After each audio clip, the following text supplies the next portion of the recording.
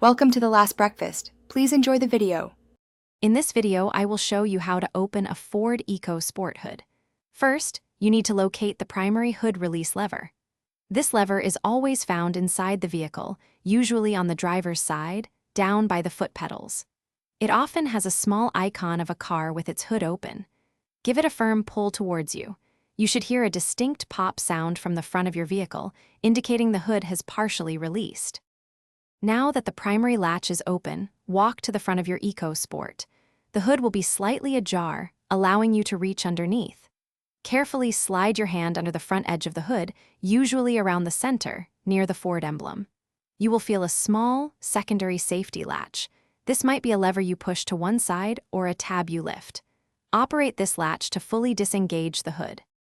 With the secondary latch released, you can now gently lift the hood all the way up. It's a good idea to use both hands for stability. Once the hood is open, look for the metal prop rod. This rod is typically attached to the underside of the hood or along the engine bay.